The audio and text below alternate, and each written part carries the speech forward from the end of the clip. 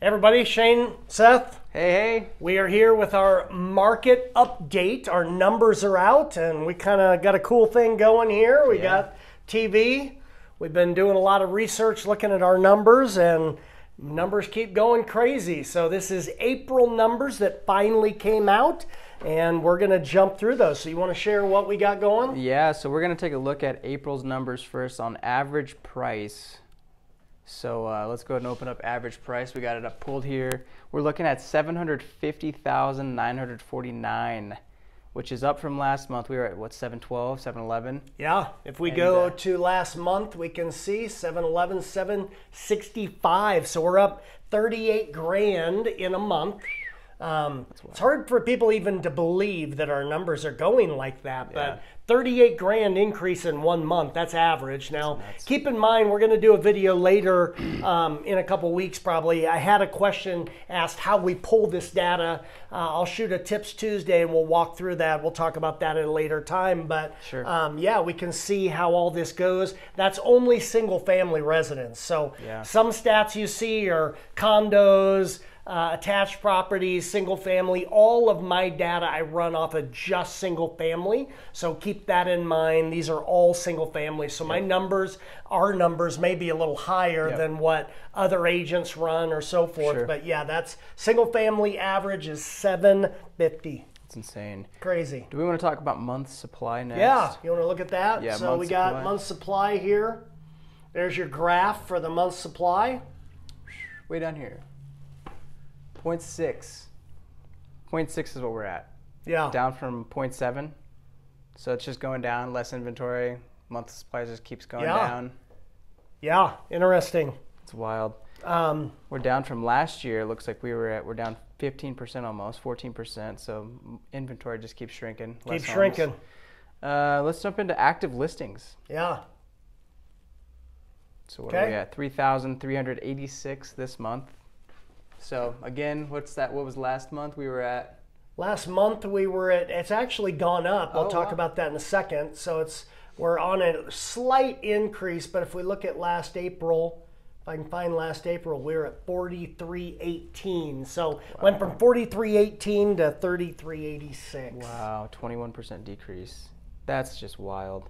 So inventory is going down. We've got a little bit more active listings this month than we did last month, but in general, we're down from last year. Yeah. Prices keep going up. Yeah. What's your take on how mortgage rates are going through the roof? We keep hearing about that. They're up. We're at like 5.86% now.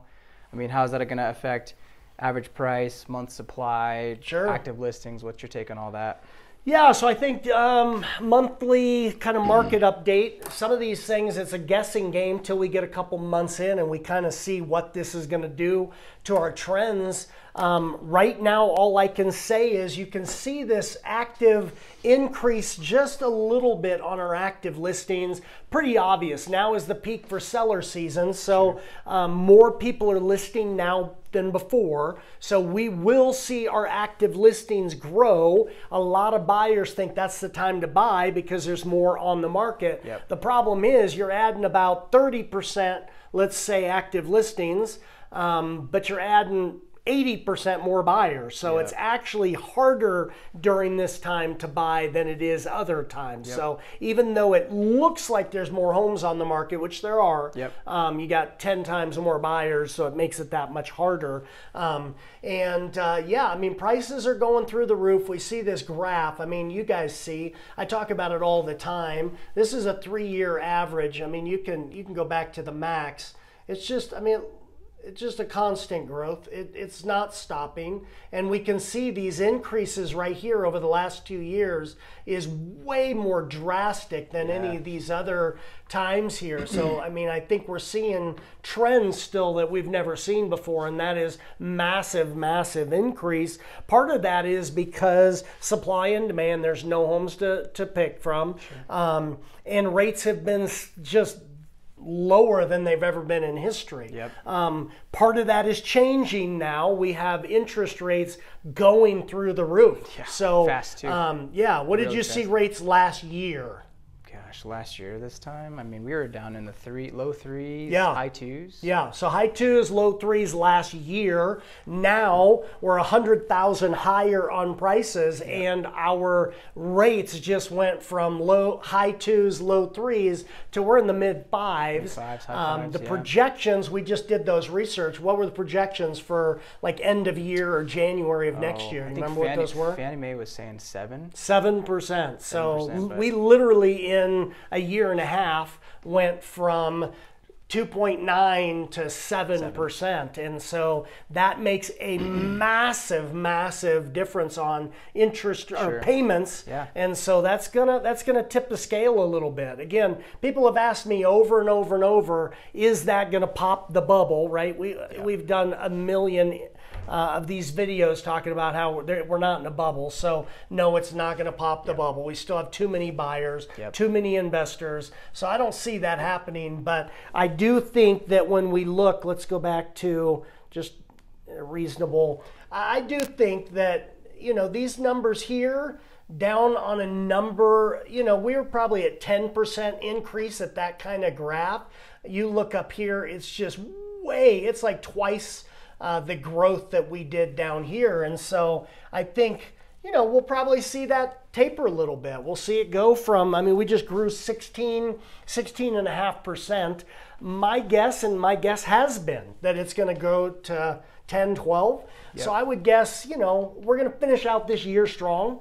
It's going to be really strong this year, but I would guess by next year we'll see 10% increase. Yep. Which, slow down a little bit. Come on, that's still 70,000. 70 grand increase. 10% is still fantastic. That's incredible. So, yeah. So what would you say to our buyers out there? What is the takeaway for buyers? Yeah, I mean, kind of what I've been saying is just buy if you can. With rates going up each month, you're losing buying power each month. Some people have lost as much as 100 grand in buying power. When your rates go up 1% or 2%, I mean, you're looking at 500 to 1,000 more on your monthly payment. So. If you can get in while the rates are still lower than they might be in here in the next few months, I mean, do it if you can. Again, without putting yourself in a compromised situation, but if you can buy, I think it makes sense. Rates are going to keep going up, and then when rates drop back down, refinance. Lower your monthly payment. I think it makes sense. So you're saying you would not wait to buy for rates to drop? No, I wouldn't wait. I think people are going to do that. They're going to lose a ton of buying power. I'm hearing that from a lot of lenders. A lot of lenders are saying buy now because rates are going up. They're getting flagged.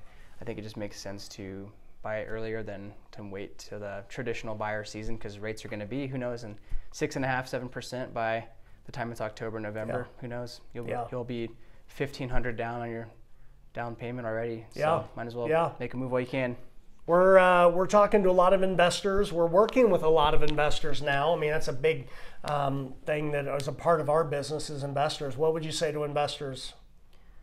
I think it still makes sense to buy. Buy now. Buy now. I think, I mean, depending on what you're doing, if you're flipping, obviously you want to time that correctly. If you're buying to rent, holding on to it for 30 years, I think just buy as soon as you can with a lower rate. So. Yeah. All right. Last sellers. What if you're a seller right now? What do you need to do? Gosh, man, I don't know. That might be more your area of expertise than mine. What's interesting is there's very few markets where a buyer should buy right now and a seller should sell right now. Sure. And I think what's very interesting is the market is increasing, but if we look at, you see these graphs, even though they still do taper down, right? So. Last year we hit our peak in June, which is actually May's numbers, right? May sales, they recorded the actual closing in June. So really we've got about a month left, and that scale will start to tip and the prices will drop. We are at the highest point right now. Between now and another month, we're at the highest point of the market. It'll drop for 6 to 7 months. Sure. And so if you're a seller today, you want to I'm dealing with a lot of sellers. We're going through boards with all our sellers, timing out listings, everything else. It takes time to get pictures, to declutter, to get your house ready. You want to call yesterday, like yesterday you want to call. So if you're a seller, now, sell now. What's interesting, if you're a buyer, buy now. Why would those two be the same? Because prices are going up for buyers and interest rates are going up for buyers. So you're going to get double whammied if you don't buy right now. And a seller, we're at the peak, you want to sell. So those are our April numbers. Hopefully that makes sense. And we're going to do a bunch of really cool Tips Tuesdays coming up over the next couple months. A lot of good data, a lot of graphs and everything we're going to talk through. So stay tuned for our Tips Tuesday. If you're watching this video and you're not liking our page for some reason, like our page, get all this information, and share it with your friends to get them some good information as well. We also are going to shoot out a post on social media regularly for Tips Tuesday. If you have questions, comment to those so that we can answer those questions, because we want to be addressing really your questions, not just stuff we think of. So do that and we'll get that out as well. So God bless. I hope that helps. We'll talk to you on Tuesday.